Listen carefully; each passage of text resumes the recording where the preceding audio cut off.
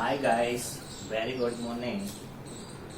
तो dear students, आज का अपन टॉपिक स्टार्ट करें। देखिए, अपन magnetic properties of solid topic पढ़ रहे थे, जिसमें मैंने पार्ट फर्स्ट पार्ट सेकंड आपको बता दिया और उसमें हमने सारा कुछ देखा कि एक्चुअल में किसी भी सॉलिड की जो मैग्नेटिक प्रॉपर्टीज होती है वो किस वजह से होती है। इलेक्ट्रॉन की टू टाइप्स की मोशन की वजह से होती है, जिसमें से हमने एक मोशन देखी थी अराउंड द न्यूक्लियस और एक देखी थी around on its axis. Okay, और फिर उसके बाद हमने देखा था कि मैग्नेटिक प्रॉपर्टीज की बेसिस पर सॉलिड जो होते हैं 5 टाइप्स के होते हैं, जिसमें हमने देखा था डायमैग्नेटिक, एक देखा था पैरामैग्नेटिक और एक देखा था फेरोमैग्नेटिक। तो डायमैग्नेटिक और पैरामैग्नेटिक और फेरोमैग्नेटिक हम ऑलरेडी पढ़ चुके हैं, उसका सारा कुछ डेटा अपन ने देख लिया है। अब हमारे पास 4th नंबर का जो सॉलिड आ रहा है on the basis of magnetic properties, वो है एंटी फेरोमैग्नेटिक सॉलिड या एंटी फेरोमैग्नेटिक सब्सटेंस, जिसकी प्रॉपर्टी को अपन बोलते हैं एंटी फेरोमैग्नेटिज्म, हिंदी में बोला जाता है प्रतिलोह चुंबकत्व। ठीक है, तो एक्चुअल में डियर ये देखेंगे कि एंटी फेरोमैग्नेटिक सब्सटेंस होता क्या है और इसकी ये जो प्रॉपर्टी होती है एंटी फेरोमैग्नेटिक्स का मतलब क्या है। तो आपके सामने मैंने एक सेंटेंस लिख रखा है, आप देख सकते हो, इसको मैं फिर क्लियर करता हूं, देखिएगा। In anti ferromagnetic substance domain are present like ferromagnetic substance. इसका मतलब यह है कि जो लौह चुंबकीय पदार्थ होते हैं उनमें जो डोमेन होते हैं, और डोमेन के बारे में अपन ने इससे लास्ट वीडियो लेक्चर में देखा है, और डोमेन के बारे में अपन ने क्या देखा है एक्चुअल में कि अकॉर्डिंग टू बुक देखिए अपन, तो उसमें ऐसा लिखा हुआ है कि किसी भी पदार्थ की जो ठोस अवस्था होती है उसमें जो धनायन होते हैं वो छोटे छोटे समूह बना लेते हैं। किसी भी पदार्थ की ठोस अवस्था में जो धनायन होते हैं वो छोटे छोटे समूह बना लेते हैं, और उन समूहों को अपन क्या बोलते हैं, डोमेन बोलते हैं। या मैंने बोला था कि जो एटॉमिक डाइपोल्स होते हैं, जो एटॉमिक डाइपोल्स होते हैं वो फाइनली सेम वॉल्यूम में, या फिर बोल सकते हैं स्मॉल वॉल्यूम में क्या होते हैं, अलाइंड हो जाते हैं। जो एटॉमिक डाइपोल्स होते हैं वो स्मॉल वॉल्यूम में अलाइंड हो जाते हैं, और जो वो स्मॉल वॉल्यूम में जो अलाइंड होते हैं वही स्मॉल वॉल्यूम एक्चुअल में क्या होता है, डोमेन होता है। ठीक है, ये अपन ऑलरेडी देख चुके हैं।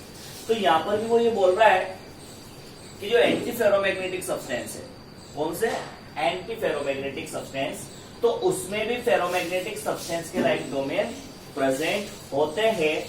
बट साथ में ये भी बोल रहा है कि on applying external magnetic field this domain are aligned parallel and anti parallel in equal number, so net magnetic moment is 0। इसका मतलब वो है कि एंटी फेरोमैग्नेटिक सब्सटेंस में भी फेरोमैग्नेटिक सब्सटेंस के लाइक डोमेन तो प्रेजेंट होते हैं, बट जब हम एक्सटर्नल मैग्नेटिक फील्ड अप्लाई करते हैं तो वो डोमेन जो होते हैं वो इक्वल नंबर में parallel and anti parallel align हो जाते हैं, जिसकी वजह से जो नेट मैग्नेटिक मोमेंट होता है वो 0 हमको ऑब्टेन होता है।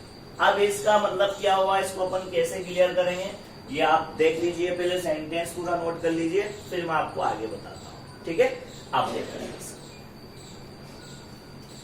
तो बात करें अपन पहले तो कि डोमेन की क्या कंडीशन होगी यहाँ पर एंटी फेरोमैग्नेटिक सब्सटेंस में। तो domain means group of metal cation in solid form, या फिर बोल सकते हैं ग्रुप ऑफ एटॉमिक डाइपोल्स। तो मान लीजिए ये कोई अपन एंटी फेरोमैग्नेटिक सब्सटेंस लेते हैं, समथिंग लाइक दैट, ये एंटी फेरोमैग्नेटिक सब्सटेंस है, और यहां पर जो एटॉमिक डाइपोल्स है उन्होंने इस तरीके से ग्रुप बना रखा है, ये ग्रुप बना लिया, एक ये ग्रुप बना लिया, इसी तरीके से ये ग्रुप बना लिया और ये ग्रुप बना लिया। ये डोमेन की कंडीशन है। अभी मैंने कोई मैग्नेटिक फील्ड अप्लाई नहीं किया है, अभी मैंने कोई मैग्नेटिक फील्ड इधर अप्लाई नहीं किया है। ठीक है ना, जब मैग्नेटिक फील्ड की एब्सेंस है तो डोमेन किधर भी अलाइन हो सकता है, इनका जो डायरेक्शन है वो किधर भी हो सकता है। बट जब हम मैग्नेटिक फील्ड अप्लाई करेंगे, सपोज मैंने मैग्नेटिक फील्ड अप्लाई किया और मैग्नेटिक फील्ड की डायरेक्शन ये है, मैग्नेटिक फील्ड की डायरेक्शन ये है, तो हमने देखा था कि जो फेरोमैग्नेटिक सब्सटेंस थे उनमें तो जब मैग्नेटिक फील्ड अप्लाई किया था तो सभी डोमेन का जो अलाइनमेंट था वो मैग्नेटिक फील्ड की डायरेक्शन में हो गया था, ये देखा था। इसलिए नेट मैग्नेटिक मोमेंट जो था वो मैक्सिमम हमको ऑब्टेन हुआ था। बट जब हम एंटी फेरोमैग्नेटिक सब्सटेंस में एक्सटर्नल मैग्नेटिक फील्ड अप्लाई करेंगे, अब मैग्नेटिक फील्ड की डायरेक्शन ये है, तो यहाँ पर इन डोमेन का जो अलाइनमेंट होगा वो सभी का इस मैग्नेटिक फील्ड की डायरेक्शन में ना होकर पैरेलल और एंटी पैरेलल फॉर्म में होगा। इट मींस एक का alignment in the direction of magnetic field होगा तो दूसरे का अपोजिट डायरेक्शन होगा, फिर एक का in the direction of magnetic field, दूसरे का अपोजिट। इट मींस यहाँ पर जैसे हम मैग्नेटिक फील्ड अप्लाई करेंगे तो ये डोमेन इक्वल नंबर में parallel and anti parallel form में क्या हो जाएंगे, अलाइन हो जाएंगे। कैसे? जैसे ये पैरेलल है तो बगल वाला क्या हो जाएगा, एंटी पैरेलल, फिर ये पैरेलल है तो बगल वाला क्या हो जाएगा, anti parallel, something like that. देखो parallel anti parallel, parallel anti. तो जब सभी के मैग्नेटिक मोमेंट का डायरेक्शन एक दूसरे के अपोजिट होगा और साथ ही साथ इक्वल नंबर में होगा, सो फाइनली ये एक दूसरे के मैग्नेटिक मोमेंट को क्या कर देंगे, कैंसिल कर देंगे। और जब मैग्नेटिक मोमेंट को कैंसिल करेंगे तो यहाँ जो नेट मैग्नेटिक मोमेंट होगा, जो नेट मैग्नेटिक मोमेंट होगा वो फाइनली हमको क्या ऑब्टेन होगा, 0 ऑब्टेन होगा, something like that. But according to book चले तो बुक में हमको इस तरीके से बता रखा है कि इन एरो को डोमेन मान रखा है, इस तरीके से एरो को डोमेन मान, ये डोमेन। तो यहां पर इनको अरेंज कैसे किया है, ये एक पैरेलल हो गया तो दूसरे को एंटी पैरेलल कर दिया, फिर ये पैरेलल हो गया, नीचे बना देते अपन। तो आप कंफ्यूज मत होना, ये एरो जो है ये भी finally group of metal cation है जिनको अपन ने डोमेन कंसीडर किया है। तो एक की डायरेक्शन ऊपर तो दूसरे की नीचे, ये इस तरीके से, समथिंग लाइक दैट।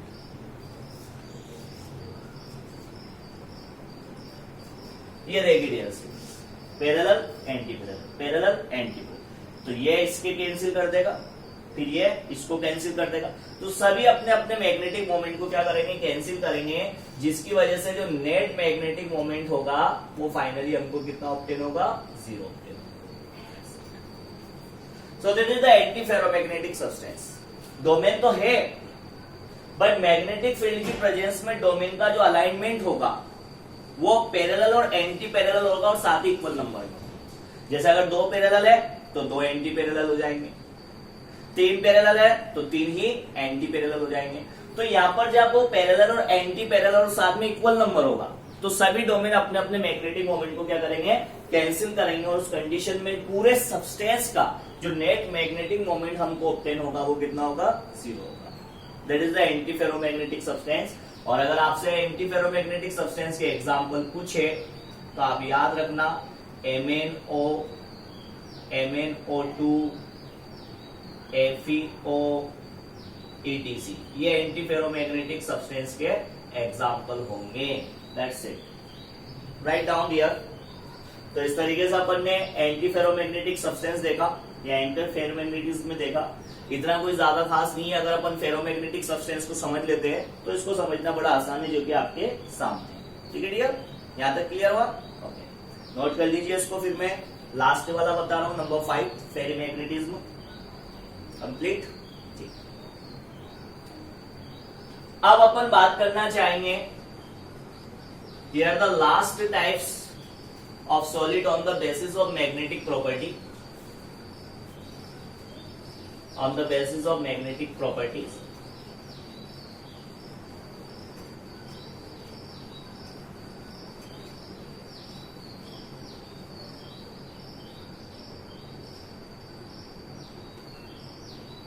ओके, तो यहां पर बात कर सकते हैं अपन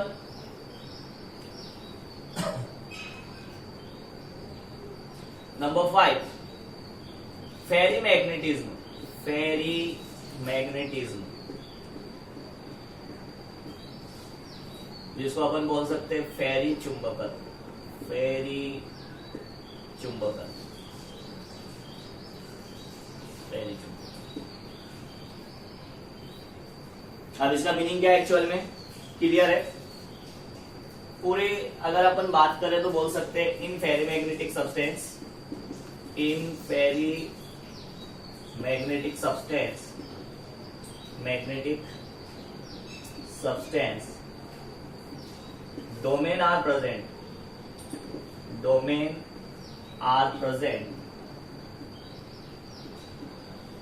like ferromagnetic substance,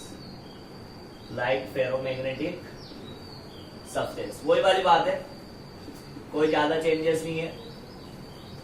but on applying external field,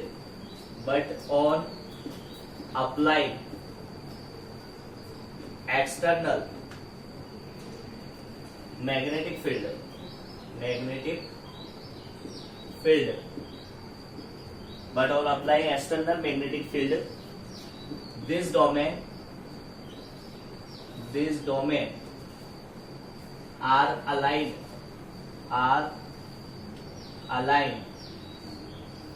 parallel and anti-parallel, parallel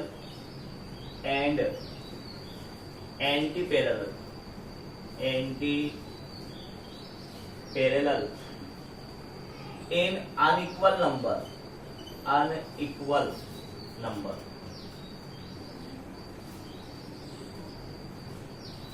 So net magnetic moment is not equal to 0. ये देखिए, in ferromagnetic substance domain are present like ferromagnetic substance, वही वाली बात है कि ferromagnetic substance के like हो गए। बट जब हम एक्सटर्नल मैग्नेटिक फील्ड अप्लाई करेंगे तो उस कंडीशन में हम बोल सकते हैं कि वो डोमेन का जो अलाइनमेंट होगा वो पैरेलल और एंटी पैरेलल तो होगा बट अनइक्वल नंबर। और अनइक्वल नंबर का मतलब ये है कि अगर मान लीजिए 2 पैरेलल हुए तो एक एंटी पैरेलल होगा, फिर 3 पैरेलल हुए तो एक एंटी पैरेलल होगा। तो उस कंडीशन में क्या होगा कि सभी का मैग्नेटिक मोमेंट एक दूसरे को कैंसिल नहीं कर पाएगा, किसी ना किसी का डोमेन का मैग्नेटिक मोमेंट रिमेनिंग होगा, लेफ्ट होगा। और जब मैग्नेटिक मोमेंट लेफ्ट होगा या बचेगा तो उस कंडीशन में हम बोल सकते हैं कि पूरे सब्सटेंस का जो नेट मैग्नेटिक मोमेंट है या जो परिणामी चुंबकीय आघूर्ण है वो 0 नहीं। तो हम ये बोल सकते हैं कि जो फेरी मैग्नेटिक या फेरी चुंबकीय पदार्थ होते हैं उनमें भी लो चुंबकीय पदार्थ के समान डोमेन उपस्थित होते हैं, परंतु बाह्य चुंबकीय क्षेत्र की उपस्थिति में वे सभी डोमेन समानांतर एवं असमानांतर बट असमान संख्या में व्यवस्थित हो जाते हैं, जिसके कारण परिणामी चुंबकीय आघूर्ण का मान 0 नहीं होता। इट मीन्स ग्रेटर देन 0 होगा, ऑलवेज क्या होगा 0 से ज्यादा होगा। इन्हीं प्रकार के पदार्थों को अपन फेरी चुंबकीय पदार्थ कहते हैं और इनके इस गुण को फेरी चुंबकत्व कहते हैं। ठीक है ना, मतलब क्या होता है जब बाह्य चुंबकीय क्षेत्र आरोपित किया जाता है तो उस कंडीशन में असमान संख्या में, कैसे असमान संख्या में जो डोमेन होते हैं वो समानांतर और असमानांतर रूप से संरेखित हो जाते हैं, जिसके कारण परिणामी चुंबकीय आघूर्ण का मान 0 प्राप्त नहीं होता, अर्थात 0 से ज्यादा प्राप्त होता है। ठीक है डियर, देख लीजिए सेंटेंस। अब इसको भी अपन एक बाय द डायग्राम क्लियर कर ले। आप समझ ही चुके होंगे किस तरीके से डायग्राम बनेगा। देखिए इधर आप,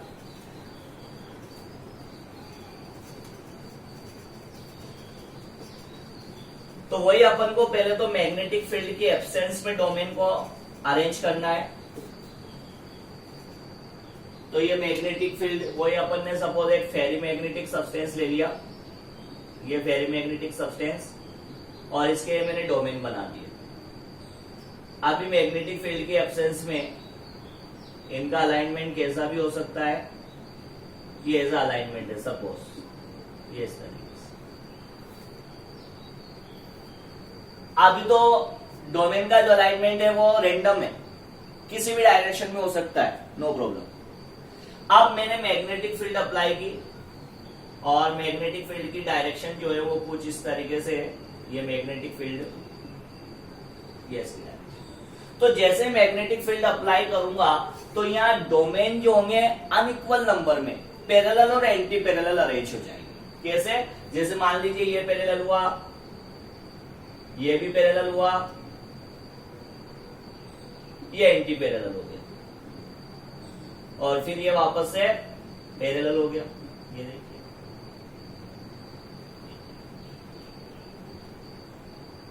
ये इस तरीके से।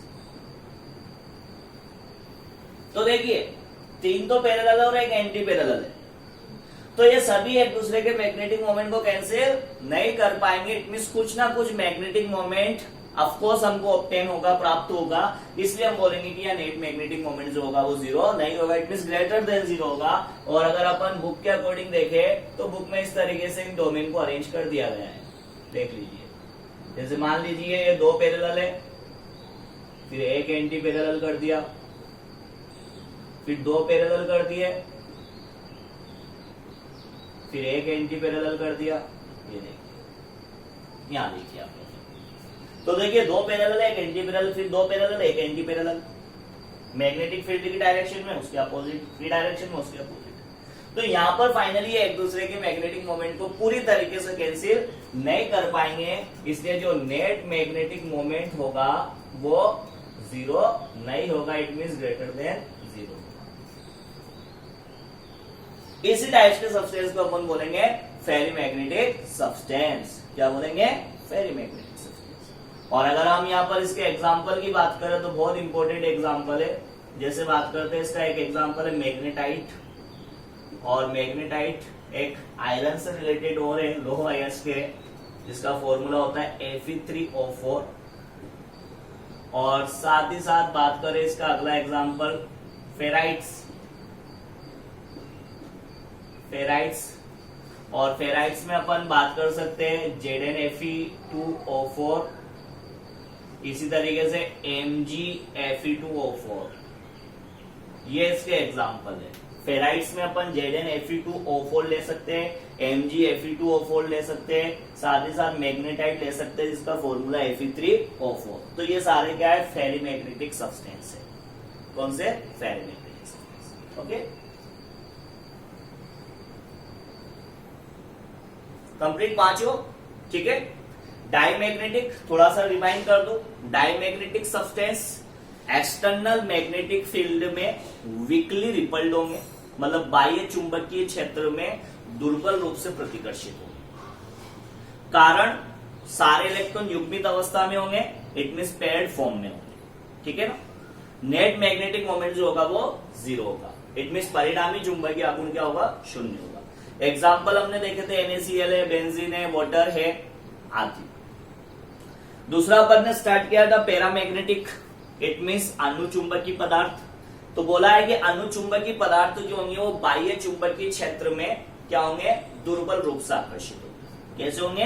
दुर्बल रूप से आकर्षित होंगे, इट मींस वीकली अट्रैक्टेड होंगे। ओके, रीजन देखा था, due to presence of unpaired electron, it means अयुग्मित इलेक्ट्रॉन की उपस्थिति के कारण। ठीक है, एग्जाम्पल अपन ने देखे थे, वहां पर Cu2+ हो सकता है, Fe3+ हो सकता है, O2 है आदि। ये अपने ने देखा अनुचुंबक। अब लो चुंबकत्व, इट मींस फेरोमैग्नेटिक।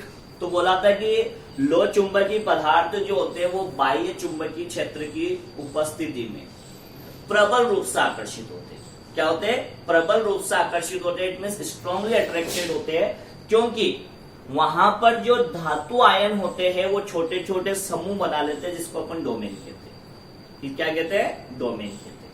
और वो डोमेन जो होते हैं वो बाह्य चुंबकीय क्षेत्र की उपस्थिति में सभी चुंबकीय क्षेत्र की दिशा में संरेखित हो जाते हैं, जिसके कारण जो परिणामी चुंबकीय आघूर्ण है या नेट मैग्नेटिक मोमेंट जो होता है वो सर्वाधिक प्राप्त होता है।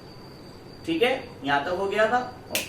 अब उसके बाद फिर अपन ने देखा था कि जो फेरोमैग्नेटिक सब्सटेंस होते हैं उनको परमानेंट मैग्नेट बनाने में यूज करते हैं, या उनसे स्थायी प्रकार के चुंबक बनाए जाते हैं। क्यों? वो इसलिए है क्योंकि मैग्नेटिक फील्ड को हटा लेने के बाद भी जो फेरोमैग्नेटिक सब्सटेंस होते हैं उनका मैग्नेटिज्म या चुंबकत्व समाप्त नहीं होता। क्योंकि जब एक बार मैग्नेटिक फील्ड अप्लाई किया जाता है तो सभी डोमेन का अलाइनमेंट जो होता है वो एक ही डायरेक्शन में हो जाता है। बट मैग्नेटिक फील्ड को हटा लेने के बाद भी अब डोमेन का जो अलाइनमेंट होगा वो चेंज नहीं होगा, इट मींस अभी भी उसका जो मैग्नेटिक मोमेंट होगा वो मैक्सिमम ऑब्टेन होगा। इसलिए स्थायी प्रकार के या परमानेंट मैग्नेट को बनाने में या चुंबक को बनाने में हम फेरोमैग्नेटिक सब्सटेंस को यूज करते हैं। एग्जाम्पल हमने देखा था आयरन था, कोबाल्ट था, निकल था, गैडोलिनियम था, ETC। ठीक है, फिर अभी एंटी फेरोमैग्नेटिक सब्सटेंस मैंने आपको क्लियर कर दिया, फेरीमैग्नेटिक सब्सटेंस क्लियर। इनके एग्जाम्पल बहुत इंपॉर्टेंट है, ये याद रखना। ठीक है, हो गया डियर। अब पांचों अपने कंप्लीट हुए। हाँ डियर स्टूडेंट्स, एक बात दिमाग में आई है, जो अपन ने मैग्नेटिक प्रॉपर्टी से रिलेटेड फर्स्ट पार्ट जो देखा था, फर्स्ट पार्ट, तो उसमें मैंने देखा था कि एक्चुअल में इलेक्ट्रॉन का जो मैग्नेटिक मोमेंट होता है वो कैसे जनरेट होता है और उसकी हम डायरेक्शन को कैसे आइडेंटिफाई करते हैं, ये देखा था। तो मैंने कुछ इस तरीके से एक डायग्राम ड्रॉ किया था कि भैया ये एक न्यूक्लियस है और फाइनली इलेक्ट्रॉन रिवॉल्व कर रहा है। तो अपन ने क्या करा था कि जो वर्डिंग जो यूज किया था, बोला जो था वो तो सही फॉर्म में बोला था, बट वहां पर अपन को एरो लगाने में थोड़ा सा मिस्टेक हो गया था, तो आप उसको सही कर लीजिएगा। मैंने क्या बताया था कि ये एटम का न्यूक्लियस है और फाइनली इलेक्ट्रॉन जो है वो इसके अराउंड क्या कर रहा है, मूवमेंट कर रहा है। ठीक है ना, इसके अराउंड क्या कर रहा है, वो मूवमेंट कर रहा है, समथिंग लाइक दैट। और अपन ने कुछ इस तरीके से ये डायग्राम बनाया था, इस तरीके से कि मैग्नेटिक मोमेंट की डायरेक्शन तो ये हो जाएगी। अब यहाँ थोड़ा सा एरो में अपन को दिक्कत हो गई थी। तो देखो, अगर इलेक्ट्रॉन का मूवमेंट करने का डायरेक्शन ये है, तो ऑफकोर्स इसके जस्ट अपोजिट डायरेक्शन में क्या जनरेट होगा, करंट जनरेट होगा। तो वो थोड़ा सा एरो में मिस्टेक हो गया था लगाने में, तो आप उसको सही कर लीजिएगा। ये फाइनली एटम का न्यूक्लियस है, इलेक्ट्रॉन इसके अराउंड रिवॉल्व कर रहा है। ठीक है ना, रिवॉल्व कर रहा है, और जिस डायरेक्शन में इलेक्ट्रॉन रिवॉल्व करेगा उसके जस्ट अपोजिट डायरेक्शन में करंट फ्लो होगा। ठीक है ना, इसको अपन ने करंट लूप बोला था। Current loop as a magnetic dipole like behave करता है, चुंबकीय द्विध्रुव, और उससे चुंबकीय आघूर्ण उत्पन्न होता है, it means magnetic moment generate. अब इसकी डायरेक्शन अपन ने निकाली थी राइट हैंड की हेल्प से, कि फाइनली राइट हैंड की जितनी भी फिंगर्स है उनको आप कर्ल कीजिए in the direction of current. तो अगर मैं करंट की डायरेक्शन देखूं तो इधर है, तो इसको मैं ऐसे कर्ल करूंगा तो थंब किधर जा रहा है, ऊपर की ओर। तो थंब की जो डायरेक्शन है वही आपको मैग्नेटिक मोमेंट की डायरेक्शन को क्लियर करेगी। ठीक है ना। तो डियर, वो फर्स्ट पार्ट में जो थोड़ा सा अपन ने बात करी थी डायरेक्शन की, मैंने बोला सही था, बट वो थोड़ा जल्दी जल्दी में क्या है, साइन लगा, एरो लगाने में थोड़ा सा प्रॉब्लम हो गया था। तो आप एरो इसके अकॉर्डिंग ध्यान रखना। ये एरो क्या है, गलती से मेरे से ऐसा लग गया था, है ना। तो आप क्या करना, इसको सही कर देना। ठीक है डियर। तो ये तो हो गया अपने मैग्नेटिक प्रॉपर्टीज ऑफ सॉलिड, जो कि अपना कंप्लीट। ओके, इरेज कर दूं। अब बात करते हैं एक question, which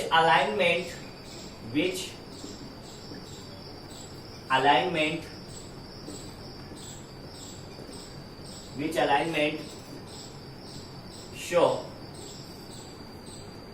ferromagnetic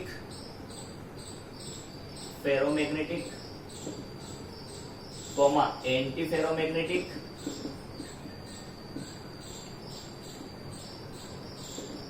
and ferrimagnetic substance.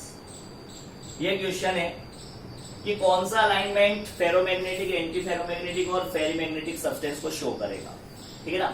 तो आपको यहां पर ये तीन दे दिए इस तरीके से, समथिंग लाइक दैट। ये अलाइनमेंट ऑफ डोमेन आपके सामने शो कर रहे हैं अपन, दैट्स इट।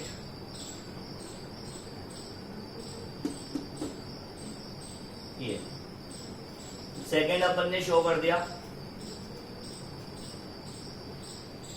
ध्यान से देख लीजिए, क्योंकि इस तरीके का क्वेश्चन बोर्ड एग्जाम में आ चुका है आपके पहले भी। ये देखिए, एक तीसरा अपन ने इस तरीके से शो कर दिया।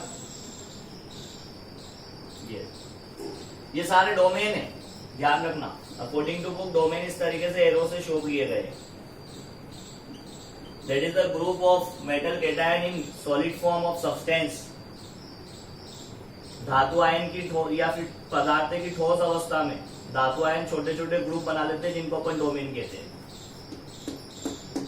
ये देखिए अब ये सभी डोमेन का अलाइनमेंट है, ठीक है ना। अब आपको ये देखना है कि फाइनली कौन सा फेरोमैग्नेटिक को शो करेगा, कौन सा एंटी फेरोमैग्नेटिक और कौन सा पेरीमैग्नेटिक। तो क्लियर है, देख लीजिए सारे पैरेलल है एक ही डायरेक्शन में, इसलिए ये तो कौन सा हो गया अपने फेरोमैग्नेटिक, ये फेरोमैग्नेटिक। ओके, यहाँ देखिए अनइक्वल नंबर में दो पैरेलल एक एंटी पैरेलल, फिर दो पैरेलल एक एंटी पैरेलल, तो ये कौन सा हो गया आपके, कौन सा हो गया एंटी फेरोमैग्नेटिक नहीं है, कौन सा है फेरोमैग्नेटिक, ठीक है ना। और यहाँ पर इक्वल नंबर में है तो ऑफकोर्स ये कौन सा है आपके एंटी फेरोमैग्नेटिक, ठीक है ना। तो इस तरीके से डोमेन का अलाइनमेंट आपको ध्यान में रखना है कि सभी की डायरेक्शन सेम हो तो उस कंडीशन में हम बोलेंगे फेरोमैग्नेटिक। अगर सभी की डायरेक्शन इक्वल नंबर में एक दूसरे के अपोजिट हो तो फिर एंटी फेरोमैग्नेटिक, और अगर अनइक्वल नंबर में एक दूसरे के अपोजिट हो तो फिर फेरोमैग्नेटिक, ठीक है डियर। तो ये आपका कंप्लीट हुआ। अब अपन देखने जा रहे हैं यहाँ पर लास्ट टॉपिक है पायरो इलेक्ट्रिसिटी या पेरावैद्युतता। ये टॉपिक पहले बोर्ड की जो बुक है अपनी आरबीएससी की उसमें नहीं था, बट जब सिलेबस चेंज हुआ है तब इसको ऐड किया गया है। क्या मीनिंग है इसका बताते हैं आपको।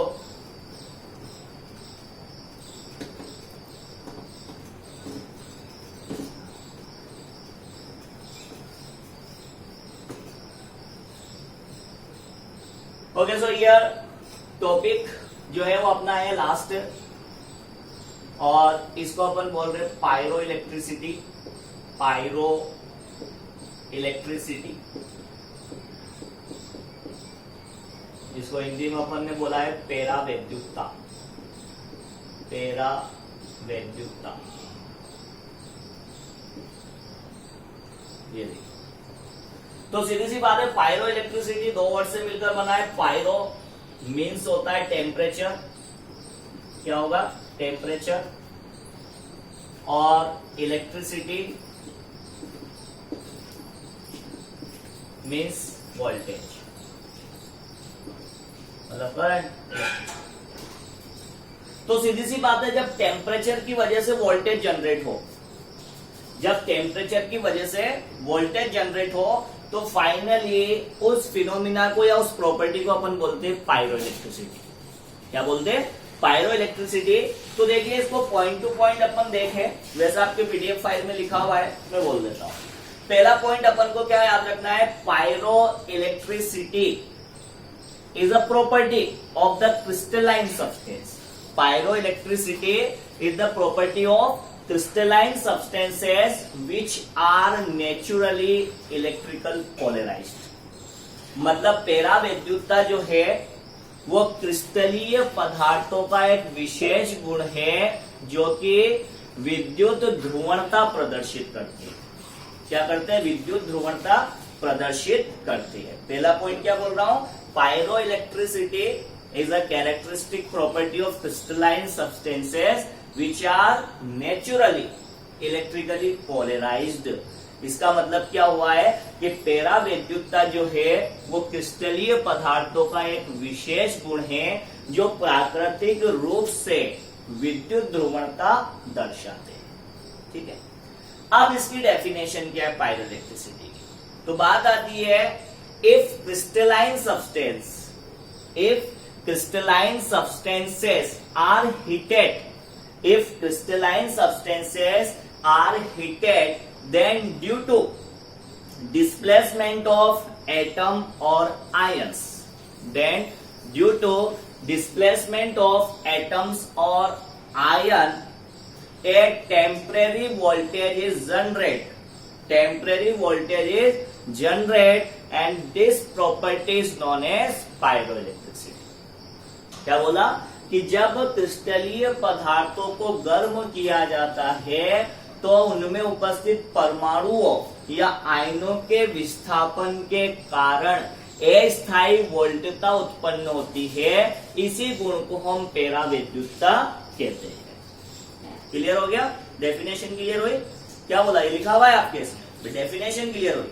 मेन समझने का तो सिर्फ इतना सा है कि जब हम किसी भी सब्सटेंस को टेम्परेचर प्रोवाइड करते हैं, किसी क्रिस्टलाइन सब्सटेंस को फाइनली जब टेम्परेचर प्रोवाइड करते हैं तो उसमें क्या होता है, वोल्टेज जनरेट होता है।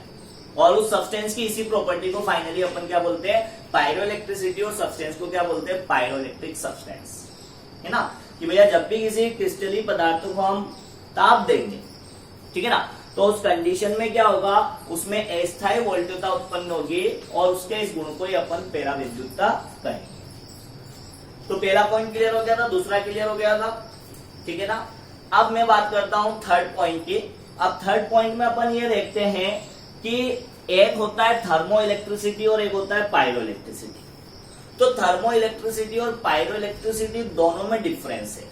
अब दोनों में डिफरेंस क्या है, तो ध्यान से सुन लेना कि पायरो इलेक्ट्रिसिटी में क्या होता है, किसी एक सब्सटेंस का जो टेम्परेचर है वो पूरी तरीके से कन्वर्ट हो जाता है, या फिर बोल सकता हूं कि सब्सटेंस जो होगा वो एक टेम्परेचर से दूसरे टेम्परेचर पर फाइनली पूरी तरीके से चेंज हो जाएगा और वहां पर टेम्परेरी वोल्टेज क्या होगा, जनरेट होगा। इसका मतलब यह है कि परावैद्युतता में जो क्रिस्टली पदार्थ होता है वो एक ताप से दूसरे ताप पर पूर्ण रूप से क्या होता है, परिवर्तित हो जाता है, जिससे उसमें अस्थायी वोल्टता उत्पन्न होती है। और अगर हम थर्मो इलेक्ट्रिसिटी की बात करें तो थर्मो इलेक्ट्रिसिटी में जो सब्सटेंस होता है उसके एक पार्ट का जो टेम्परेचर होता है वो दूसरे पार्ट के टेम्परेचर से बिल्कुल डिफरेंट होता है, और ये टेम्परेचर डिफरेंस तब तक बना रहता है जब तक कि उसमें परमानेंट वोल्टेज जनरेट होता है। इट मीन्स हम ये बोल सकते हैं कि ताप वैद्युतता में किसी भी क्रिस्टली पदार्थ के एक भाग का जो ताप होता है वो उसके दूसरे भाग के ताप से पूरी तरीके से भिन्न होता है, और ये तापांतर तब तक बना रहता है जब तक उसमें स्थिर वोल्टता उत्पन्न होती रहती है, ठीक है। अब यहां पर पायरो इलेक्ट्रिसिटी को एक ट्राइंगल के थ्रू एक्सप्लेन किया गया है, तो मैं बता देता हूं ट्राइंगल के अकॉर्डिंग कैसे एक्सप्लेन करेंगे। ये भैया एक ट्राइंगल है, अब इसके 3 कॉर्नर है, तीनों कॉर्नर पर उसने सब्सटेंस की एनर्जी स्टेट को शो किया है। Here thermal energy, thermal energy जिसको अपन ने बोला है ऊष्मीय ऊर्जा, ये ऊष्मीय ऊर्जा या तापीय ऊर्जा भी अपन बोल सकते हैं। थर्मल एनर्जी को यहाँ पर उसने शो किया है तापीय ऊर्जा, ये कोना तापीय ऊर्जा को दर्शाएगा पदार्थ की, ठीक है। फिर यहाँ उसने शो किया electrical energy, electrical energy it means विद्युत ऊर्जा,